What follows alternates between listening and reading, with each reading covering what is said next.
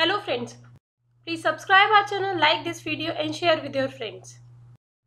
इस वीडियो में हमने applications of normal probability curve या सामान्य प्रायिकता वक्र के जो अनुप्रयोग होते हैं कि उन्हें किस किस जगह पे हम एनपीसी को प्रयोग कर सकते हैं वो कवर किए हैं। और इससे पहले हमने एक वीडियो जो अपलोड किया था उस लेक्चर में हमने एनपीसी के कुछ कैरेक्टरिस्टिक्स बताए थे। आप पहले उसे देख लीजिए, उसके बाद में जब आप इसे देखेंगे तब आपको ये वीडियो ईजिली समझ आएगा।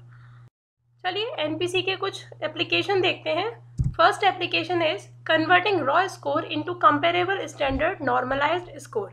जब हमें जो रॉ स्कोर्स होते हैं उनको कंपेरेबल स्टैंडर्ड नॉर्मलाइज्ड स्कोर्स माने जो स्टैंडर्ड स्कोर्स हैं जैसे जेड स्कोर, टी स्कोर, सी स्कोर, जब उनमें कन्वर्ट करना होता है तब हमें एनपीसी जो कर्व है उसका यूज़ हम करते हैं।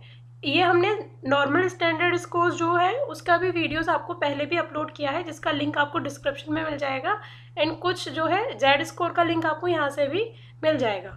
चलिए नेक्स्ट एप्लीकेशन देखते हैं, comparing the achievement in different subject. जब हमें स्टूडेंट के जो अचीवमेंट है अलग अलग सब्जेक्ट में उन सबको कंपेयर करना हो कि किस सब्जेक्ट में एक स्टूडेंट का जो अचीवमेंट है वो सबसे अच्छा है, तब हम इसका जो एनपीसी है उसका यूज़ करते हैं।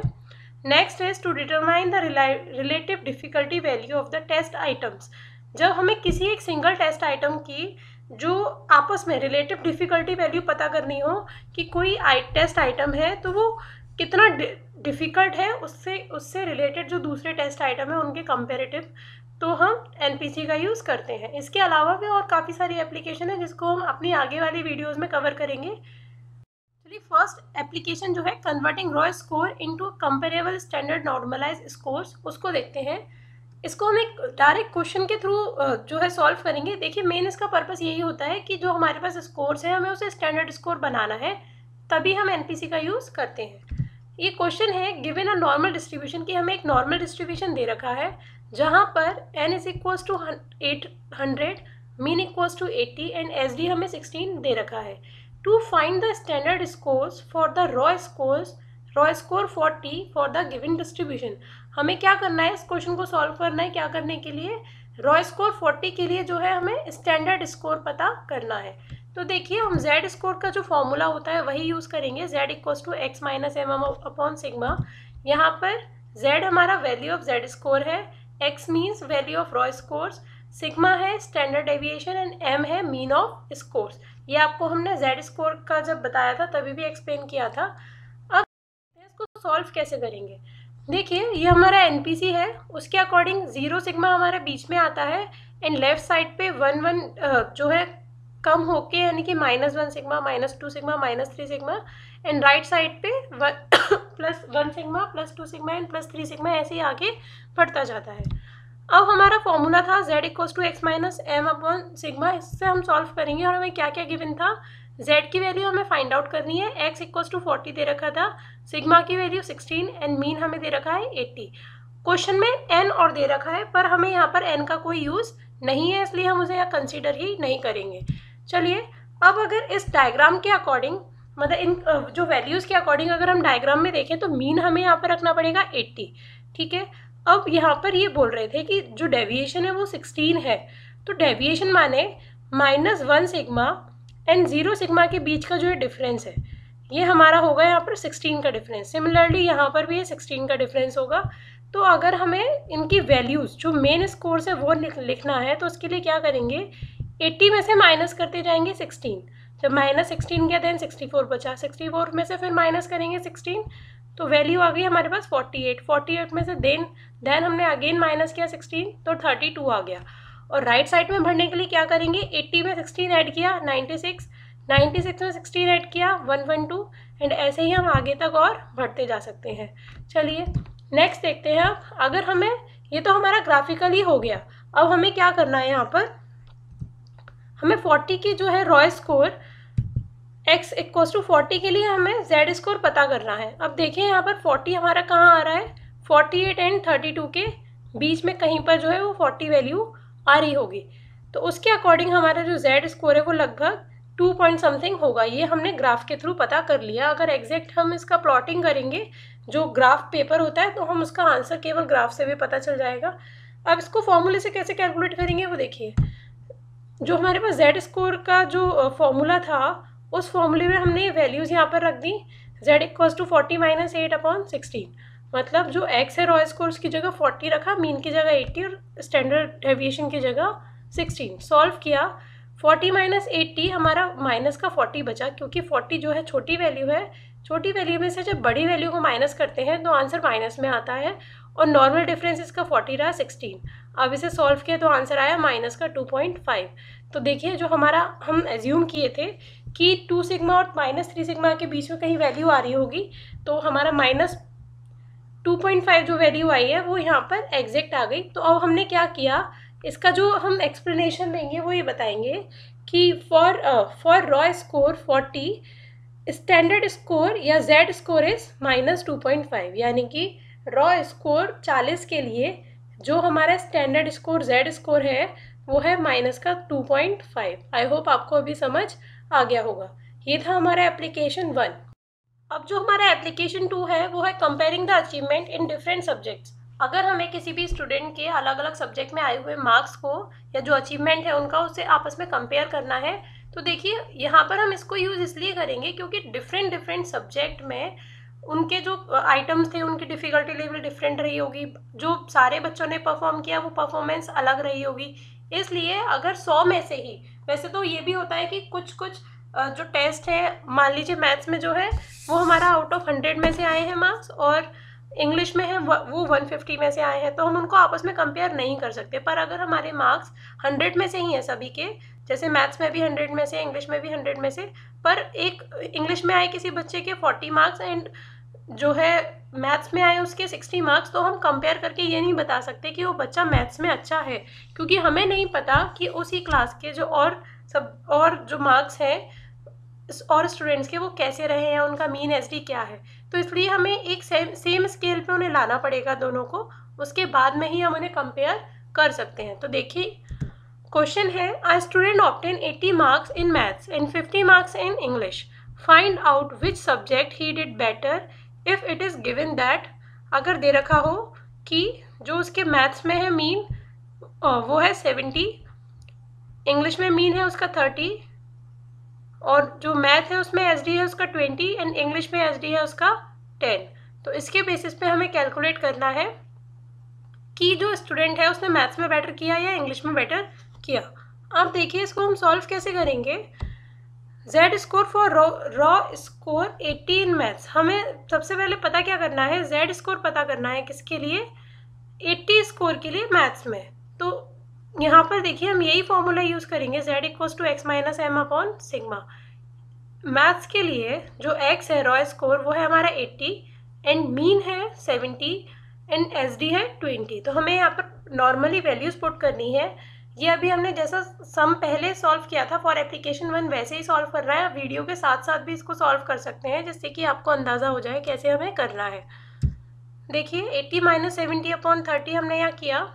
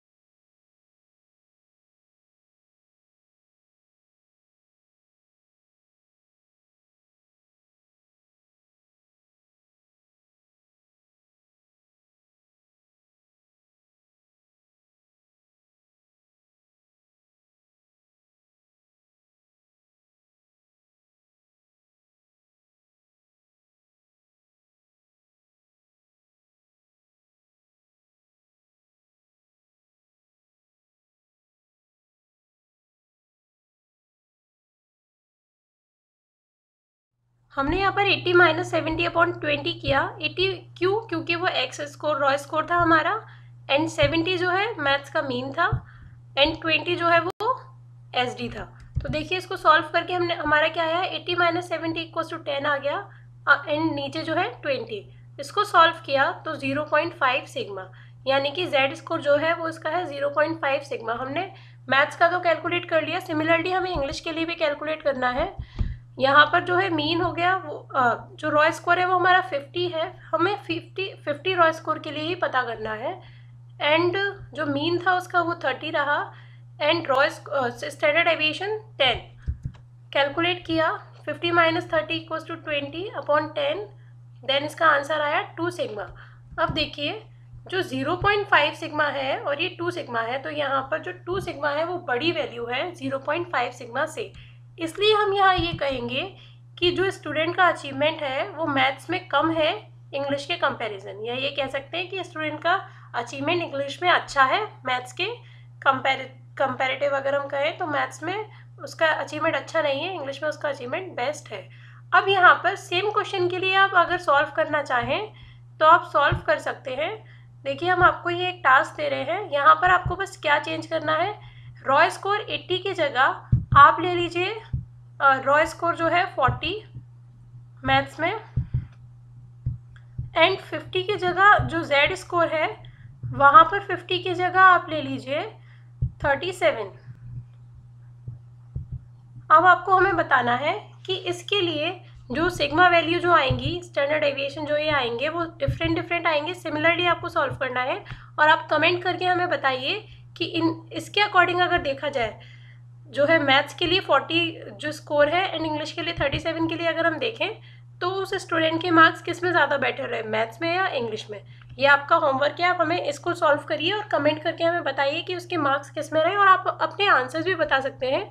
जैसे यहाँ पर हमारा 0.5 आंसर आया है और इसका 2 सिग्मा आंसर आया है, ऐसे करके आप हमें आंसर भी बताइए कमेंट में, जिससे कि आपको एक टास्क मिल गया आज का कि आपको क्या करना है। अब थर्ड एप्लीकेशन है to determine the relative difficulty value of the test items. अगर हमें किसी सिंगल टेस्ट आइटम की जो है डिफ़िकल्टी वैल्यूज़ पता करनी है, रिलेटिव डिफ़िकल्टी वैल्यू मतलब आपस में वो कि कौन सा टेस्ट आइटम, जैसे A test item B test item से ज़्यादा डिफ़िकल्ट है या कम डिफ़िकल्ट है, ऐसे ही B test item C test item से ज़्यादा डिफ़िकल्ट है या नहीं, हमें ये सब पता करना है, तब हम भी एनपीसी का यूज़ कर सकते हैं। देखिए कैसे, क्वेश्चन है a 4 items A B and C and D have been solved by 50%, 60%, 70 and 80% respectively of a large group. Compare the difficulty between A and B with the difficulty between C and D. यहाँ पर हमें दे रखा है कि A, B and C and D जो है 4 test item थे, उन चारों को जो है 50, 60, 70 and 80% लोगों ने सॉल्व किया है। अब हमें कंपेयर करना है उनका डिफ़िकल्टी लेवल। देखिए इसके according item A B and C को सॉल्व बाय इतना परसेंट। अब इसको ना हम एक ग्राफ के थ्रू पहले सॉल्व करेंगे। देखिए हमारा ग्राफ हो गया, और हमने आपको इससे पहले वीडियो में बताया था कि कैसे परसेंटेज अलॉट करते हैं। तो आप पहले जाके अगर आपने वो वीडियो नहीं देखा है तो यहाँ पर आपको लिंक हमने दे रखा है, आप जाके वो वीडियो देखिए, जिससे कि आपको पता चल जाएगा कि परसेंटेज कैसे अलॉट करते हैं एनपीसी पे। तो यहाँ पर 3 सिग्मा तक 0.13%, -2 सिग्मा तक 2.2%, 27%, ऐसे करके हमारे परसेंटेज अलॉट है। मतलब बीच में जो 0 है उससे पहले 50% एंड उसके बाद 50% जो है स्टूडेंट रहते हैं या इंडिविजुअल्स रहेंगे। अब देखिए यहाँ पर कह रहे थे कि जो ए है उसमें 50% स्टूडेंट ने उसके आंसर दिए या 50% ने सॉल्व किया। तो जो सॉल्व किए हुए होते हैं हम उनको राइट से मानते हैं कि अबव के लोगों ने उस चीज़ को सॉल्व किया होगा। तो देखिए 50% हमारे यहाँ आ रहा है, उसके बेसिस पे जो ये येलो पार्ट है ये हमें बता रहा है कि 50% जो है स्टूडेंट ने उसको सॉल्व कर दिया ए पार्ट को। अब ये हमारा लेफ्ट हाफ में कुछ भी नहीं जा रहा, तो इसके अकॉर्डिंग देखें तो लेफ्ट हाफ में इसकी वैल्यू 0% था लेफ्ट हाफ में। राइट हाफ में जो एरिया कवर हो रहा है वो हो रहा है 50%। तो इसकी जो डिफ़िकल्टी वैल्यू कुछ नहीं है, केवल जेड वैल्यू है। इसकी डिफ़िकल्टी वैल्यू क्या रही हमारी, 0 रही, यानी कि जो ये जेड वैल्यू यहाँ से आ रही है वो कितनी आ रही थी, इसकी 0 आ रही थी। नेक्स्ट देखते हैं बी के लिए उन्होंने बताया कि 40% जो है बी के लिए हमारा बताया गया था कि 60% स्टूडेंट ने उसे सॉल्व किया। अब देखिए जो पूरा का पूरा ग्राफ है वो 100% को कवर करे हुए है। अगर हमें यहाँ से 60% लेना है तो इधर का लेफ्ट का 40% हमें छोड़ना पड़ेगा। तो 40% यहाँ पर जब हमारा 15.87 आ रहा है एंड इधर जब 50 आ रहा है तो इन्हीं के बीच में कहीं ना कहीं 40% आ रहा होगा। तो हमने जो ये ब्लू लाइन से आपको दिखाया है वो है कि 40% स्टूडेंट 40% यहाँ तक इससे पहले के जितने हैं वो 40% हो गए एंड इसके बाद के जितने हो जाएंगे वो हमारे कितने हो जाएंगे 60%। तो अब जो ये हमारा ऑरेंज पार्ट आपको ये दिख रहा है ये बता रहे हैं कि 60% लोगों ने बी जो ऑप्शन था, जो बी आइटम था उसको सॉल्व किया। तो ऑरेंज पार्ट हमें ये बता रहा है। अब देखिए इतना पोर्शन हमारा 50% हो गया इस लाइन के लेफ्ट साइड।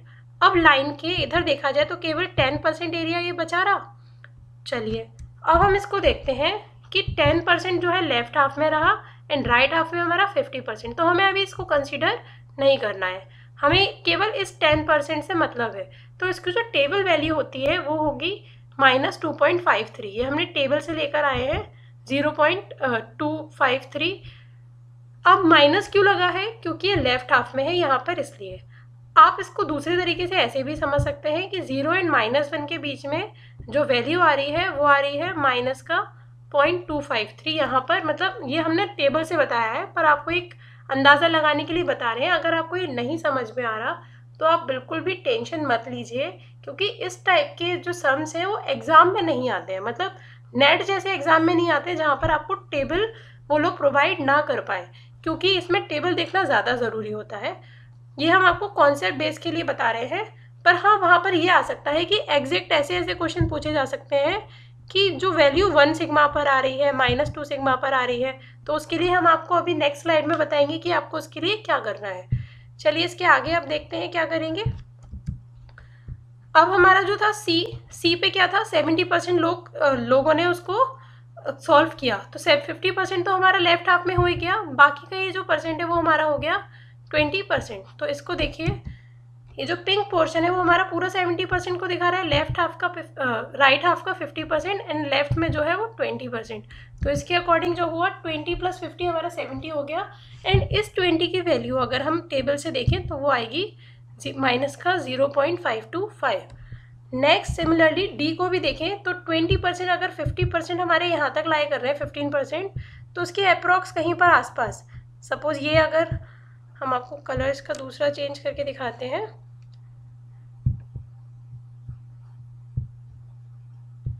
सपोज कीजिए ये जो 15.8 है अगर वो यहाँ तक आ रहा है तो जो 20 है वो उसके बाद यहाँ पर आ रहा होगा, जो हमने ब्लू लाइन से अभी आपको ये दिखाया हुआ है। ठीक है, तो ये पूरा पोर्शन, ग्रीन पोर्शन हमारा 80% हो गया कि 80% लोगों ने इस क्वेश्चन को सॉल्व कर लिया। अब इसकी जो वैल्यू देखें, ये ग्रीन पार्ट जो एक तो 50% हो ही गया हमारा राइट साइड में, ये वाला पोर्शन हमारा 50% हो गया एंड इधर जो है ये पूरा पोर्शन हमारा 30% हो गया। तो इस 30 की वैल्यू जो है टेबल से आ रही है माइनस का 0.840। अब हमारे को इन वैल्यूज़ को ये आपस में कंपेयर करना है और बताना है कि डिफ़िकल्टी वैल्यू कैसे आएगी। देखिए ये हमारा क्वेश्चन था, इसके अकॉर्डिंग जो हमारी वैल्यूज़ आ रही थी वो हमने यहाँ पर सारी की सारी आपको प्लॉट करके दिखा दी है। ये माइनस में आ रही है वैल्यूज़, आपको ये विशेष ध्यान रखना है।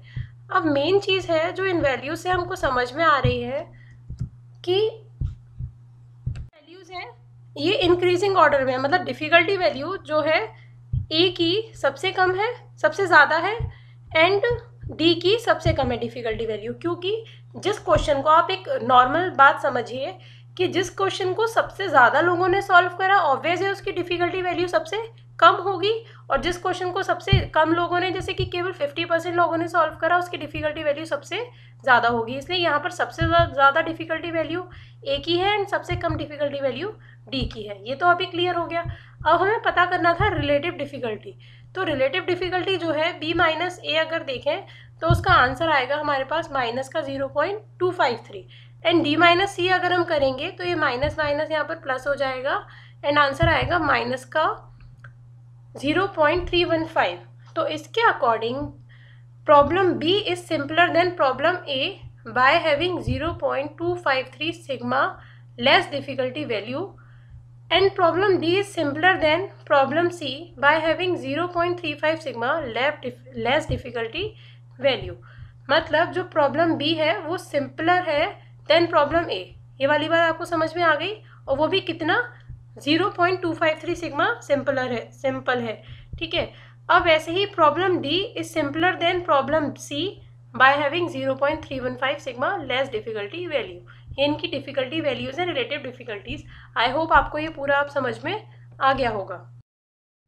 अब इसके अलावा भी जो आपको कंफ्यूजन हुआ था कि हम क्या करें, कैसे याद रखें, तो आपको बस इतना याद रखना है कि 0 से -1 सिग्मा के बीच में 3414% लाई कर रहे हैं, ऐसे ही राइट साइड पे। ठीक है, उसके अलावा अभी हम आपको चार्ट बना के बताते हैं कि कैसे आपको याद करना है। सबसे पहली चीज़ आप ये याद करिए कि 10,000 जो केसेस होते हैं, 10,000 केसेस, वो इस पूरे एनपीसी को कवर करते हैं।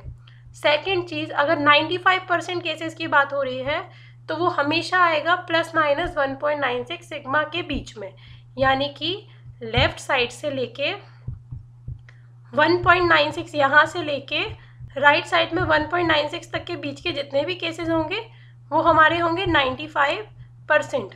सिमिलरली अगर 99% केसेस की बात आ रही है तो वो होंगे 2.58 प्लस माइनस सिग्मा के बीच में, यानी कि यहाँ से लेके और इस तक लगभग, ये अभी हमने आपको ब्लू से बताया है, इन दोनों के बीच में जो भी ये 2.58 माइनस एंड 2.58 प्लस के बीच में जितने भी केसेस होंगे वो हमारे कहलाएंगे 99% केसेस। अभी हमने आपको 3 चीज़ें बताई।